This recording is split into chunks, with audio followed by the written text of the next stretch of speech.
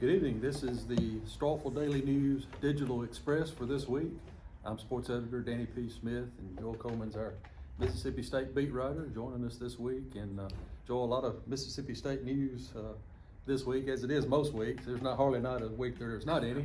But with National Signing Day was big for everybody. Mississippi State didn't have to sign a whole lot of people because they took care of most of that in December. But there was a couple of big signings that took place. One was getting the Stanford graduate transfer in, the quarterback KJ Costello,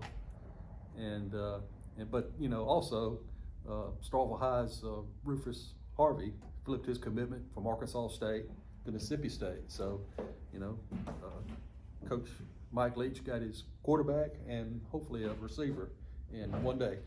Yeah, that was kind of like you said. I mean, first off, they need to rename this thing because is December National Signing Day or is February? Don't know National anymore. You just don't know anymore. You got two now within about a 6-week period, but no, it was a big day for State to I guess go ahead and get KJ Costello on board, which he announced his commitment on Monday, so everybody knew that was coming.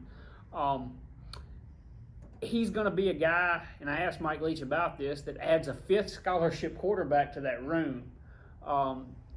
I don't see 5 scholarship quarterbacks still being in that room come the fall, whether that be through a position change for somebody like Keaton Thompson, who played receiver in the Egg Bowl he's athletic enough he could do something like that. Don't know if he wants to do that or what, but whether it's through position change or the transfer portal, which is so popular now, or whatever, I would guess that at least one of those guys probably looks for opportunity. And I don't even necessarily want to say elsewhere, because in like the case of a Tom, Mike Leach running the air raid, maybe he needs another receiver. Who knows? So we'll see how that plays out. I don't see 5 quarterbacks in the room, though, come fall. And he basically said on Wednesday that, you can't rep 5 quarterbacks in practice. So something's going to have to be done. Decisions are going to have to be made.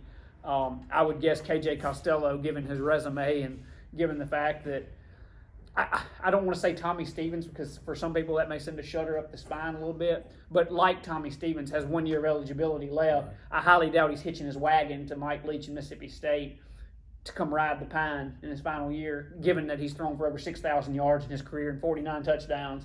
Pretty sure he's coming here to be the starting quarterback. Well, hopefully he stays healthy. Yeah, that's the if about it, because he didn't a year ago at Stanford. He only played in 5 games, had a concussion, and I think had a broken thumb. But yeah, if he's the year before that, though, he had one of the best seasons in Stanford history. Yeah. Passed for over 3,500 yards, I believe, and was second team All Pac-12. So he is a proven passer, which is what you want. And like Mike Leach said, if the quarterback is good, what you do is improve for him 6 positions on the field, because then all of a sudden the 5 receivers that State will often have on the field running 4 and 5 wide, boy, that's going to be culture shock for Mississippi State fans. It's to see 4 and 5 wide every play, but to have a quarterback that can throw the ball accurately makes everybody else out there better too. So, and KJ Costello, his resume indicates he is that guy, and we will see how it all shakes out. I think he may not even be here for spring practice. He may not be here until the summer. I think they're still kind of ironing out something. I think Stanford does things by, instead of like semesters, they have like quarters kind of deal with the way they do their academics. I think it's a little weird, but he may not be here for spring practice. But anyway, it is my expectation, and I'm not saying that Mike Leach said it because he didn't, but my expectation, I think most people's expectation, that KJ would be your starting quarterback next year. And you talk about Rufus. That's just a guy I'm happy for. Oh, yeah. I think this was the offer he wanted, and this was the place that he wanted to be. Can't blame him for committing to Arkansas State, because at the time, he didn't have this offer. Yeah. And the way this college football works, you kind of need to reserve your spot. And so he kind of did that. But once this offer came, I know he was still committed to Arkansas State, but I don't think there was anybody that once this offer came thought that he was going to go anywhere other than Mississippi State. And just happy for him. And it's not just one of those happy-go-lucky, good for him, he'll be on the team kind of things. I expect him to be very productive in this offense. I watched Rufus Harvey play a lot of football, and there wasn't a time that I walked away that I wasn't impressed. I can remember a spring game couple years ago, and I think at that time Luke Altmaier, quarterback over there, was just a freshman maybe, and Rufus was a sophomore or something like that. But they lit it up in that spring game, and both of those guys, of course, Luke's now committed to Florida State, but both of those guys I saw that day, and you just knew that was going to be two highly sought after guys, right. and from that moment on, I felt like both of those guys are stars in the making. And Luke, if he ends up going to Florida State, I think he's going to do well wherever he ends up going. But I think he'll do well there. Of course, there's another year or so before he signs on the dotted line anywhere. But yeah, Altmaier and Harvey are two great players. But for now, we're talking about Rufus, of course, and he's a guy that I could see in this air raid style, finding a niche and making some plays and doing some special things, and right. even gets a hell state from A.J. Brown too, Yeah. which that isn't a shock to me either, because these Starkville kids, a lot of Yeah. them, I mean, you hear State talk about family over here. Really It's kind of a family deal at Starkville High too, so not a surprise to see A.J.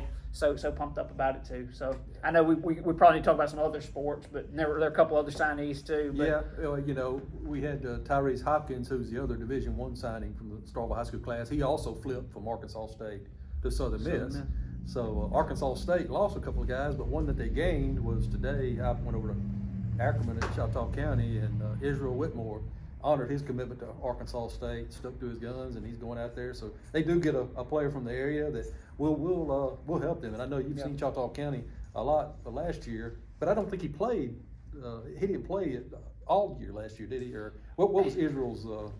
I can't remember the situation, to be honest with you. Yeah. I don't want to. But you've seen him play But before. I've seen him play a lot. Your thoughts on him as an he's athlete? An incredible athlete. I think he could fit in for a lot of teams in multiple different ways. He can do a lot of stuff. But I think Israel's a guy that I could see doing very well at Arkansas State. And there's a lot of, being one of the I about said small schools, but 3A now. I guess they're not the little 2A engine that could, or even like Ware, a 1A school back in the day. But right. So I guess it's not as small as it used to be, but there's a lot of football talent in Choctaw County. I think back to Jamarcus Bradley going down to Lafayette career, and having a great career.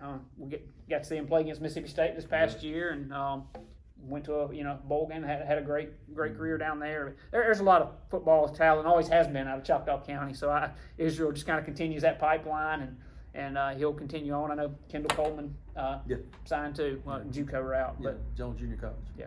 But we'll touch on men's basketball at Mississippi State briefly. They lost to Kentucky Tuesday night at Rupp Arena. A whole lot. Not many teams went up there. Kind of derailed their train a little bit from what they were doing. It won 5 straight SEC games, but and then you think, okay, they get better against Vanderbilt at home Saturday night, but then Vanderbilt pulls off the shocker last night and beats LSU. So you don't know what you're going to get anymore in this conference. You don't, but what Mississippi State has to do now is handle the business that they're supposed to handle. And by that, I mean they have to win games like Saturday night against Vanderbilt. Right. That would be a net killer for the NCAA evaluation tool. I think if State handles the business they're supposed to, wins the games they're supposed to win the rest of the way, they're fine.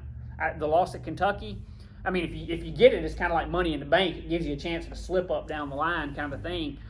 They didn't, but I don't think that necessarily hurts them as long as they win the games against the Vanderbilts. Ole Miss is a game that they really need both of those as they play Ole Miss down the stretch here.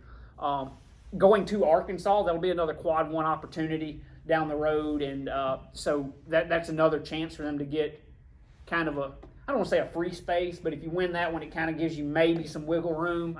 You just never know. It depends on, in conference tournaments, who has upsets and feels but right now, State's squarely on the bubble.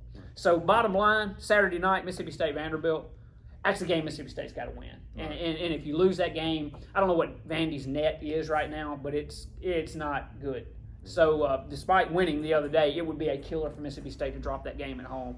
They still 1-8 in the conference, so I can't imagine. Vandy's a game on Saturday night that Mississippi State has to win, and as Ben Howland says, the only game they worry about is the next one. And so for right now, that's what State's got to worry about. Yeah, but it's definitely if you're in Starkville area, have a Saturday night to go watch some college basketball. It's always good to be in the hump to to catch a college basketball game. But Mississippi State softball season opens up this weekend. Baseball will be the next weekend. So a lot of interesting, great things happening at Mississippi State. High schools as well. They're going to be starting district tournaments. Some already have. But we'll catch all of you guys up on that in the pages of the Starkville Daily News as usual. But next week we'll talk some more. And I'm Danny P. Smith, and Joel Coleman will sign off until next week.